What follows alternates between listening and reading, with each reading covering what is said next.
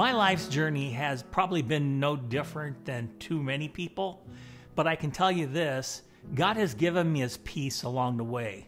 So when we first came to Chandler, we started out in the nursery. Baby hugging, changing dirty diapers. I mean, the whole 9 yards, my wife and I.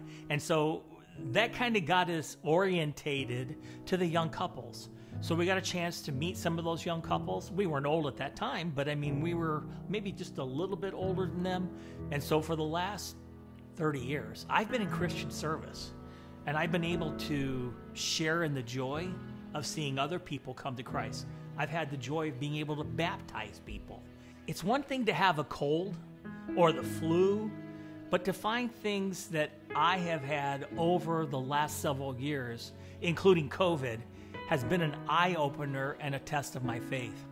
While I was at Mayo Clinic, that's when they determined that I had cancer in my head and in my neck. And it was stage 3 when they found it. I went in to meet with the surgeon, and she said, within 4 days, I'm going to take you into surgery because it's spreading very quickly.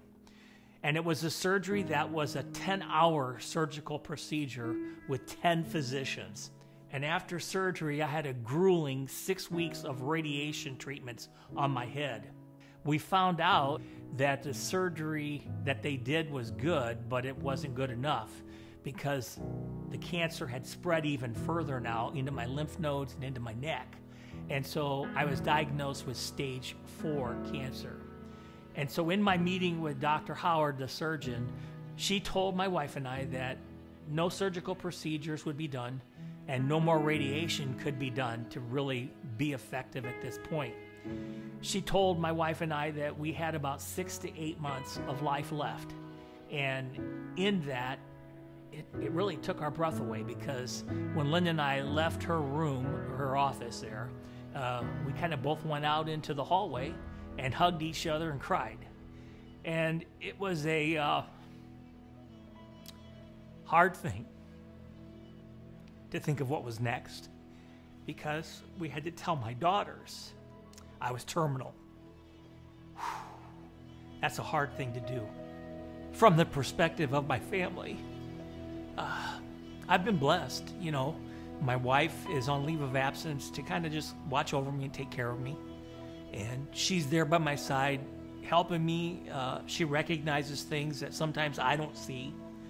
She's very patient, loving, and my children are just phenomenal. I mean, they're just phenomenal. They don't want to lose their dad, obviously.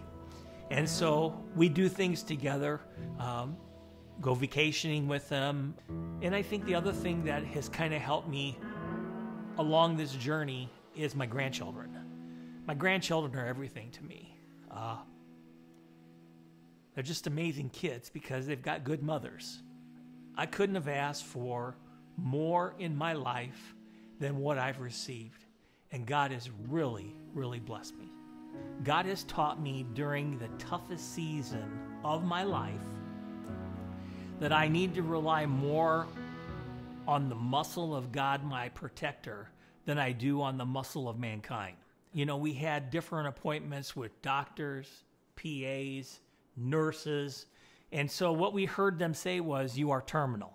My retort back to them was, I gotta tell you that it might be true, but this world isn't my home. I'm going someplace else.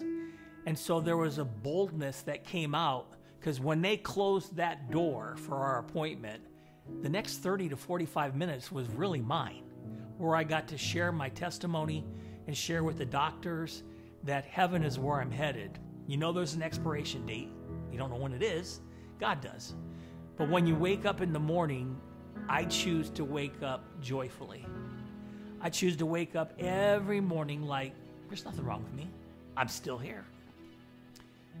This last August was my 8th month. And so now I'm into my 9th month. And it gives me an opportunity to share that strength with other people. We all have that time when we don't really want to disassociate from our family. You know what I mean? But knowing that when we get to heaven, there's not going to be any more pain, sorrow, or tears. And I can hardly wait to see what God has in store for me, because I got to believe that there's something I can do. Even if it's sweep streets, I'll do it, because I'm going to be with the Lord in heaven. There's 3 words I want you to remember. Very important words. God's got this. In fact, in Deuteronomy 31:6, it says, "Be strong and courageous. Do not be afraid or terrified of them, for the Lord your God goes with you. He will never leave you or forsake you."